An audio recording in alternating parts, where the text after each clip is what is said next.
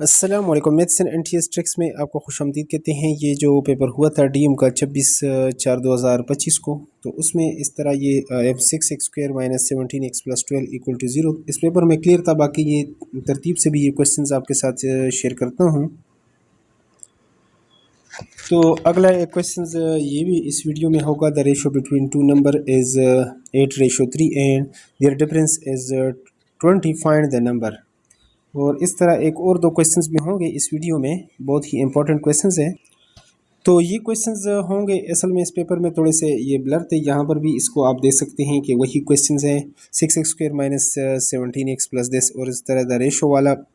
और नेक्स्ट है 60 if you add up the numbers 1 to 200।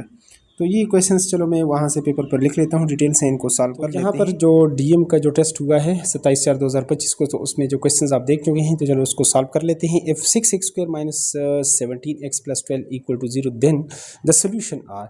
यहाँ पर चूँकि फैक्टराइजेशन का क्वेश्चन लाजमी आता है और हर तरह की फैक्टराइजेशन हम अपने जो है ना पेड व्हाट्सएप ग्रुप का जो हमारा सेशन है उसमें हम कर चुके हैं, लेकिन चलो यहाँ पर फिर भी इसको डिटेल के साथ सॉल्व कर लेते हैं। 6x² - 17x + 12, तो ये आपके पास है मिड टर्म ब्रेकिंग फैक्टराइजेशन।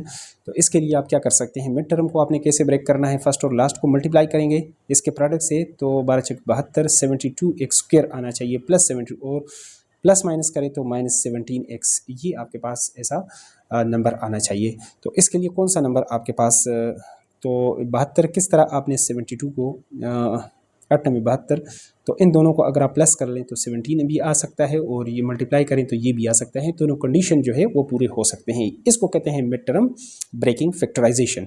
यानी मिड टर्म को आपने इस ट्रिक्स के साथ जो है वो तोड़ना है ताकि ये दोनों कंडीशन भी पूरे, इस पर भी आप पूरे उतरें।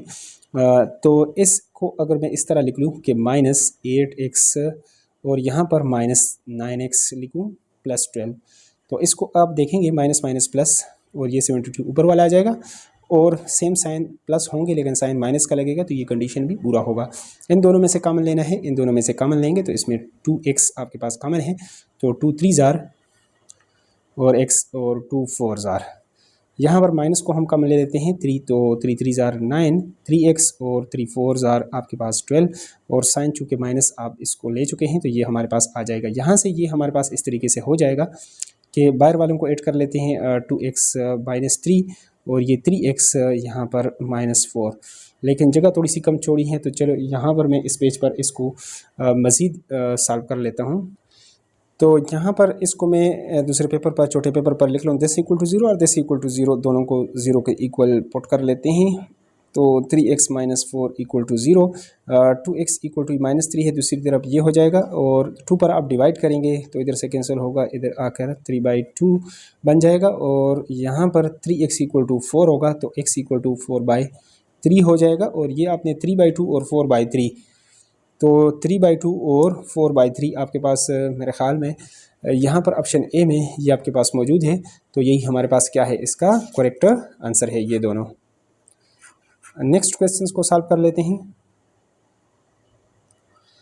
यहाँ पर जो सिंपल रेशो का क्वेश्चन आया हुआ है, रेशो के ऊपर हम बहुत डिटेल के साथ बात कर चुके हैं इससे पहले भी।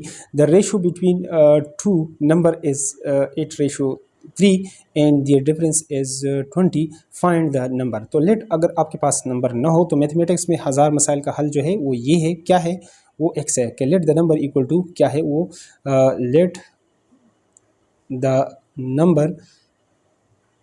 नंबर आपके पास किसके इक्वल है, x के इक्वल है।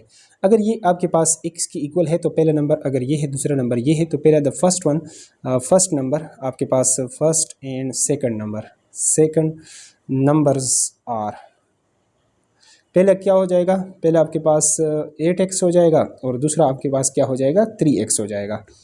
अब क्या कहते हैं कि इसका जो डिफरेंस है वो किसके इक्वल आना चाहिए, 8x - 3x, इसका जो डिफरेंस है वो 20 के equal, according to the question वो किसके इक्वल आ रहा है, 20 के इक्वल आ रहा है।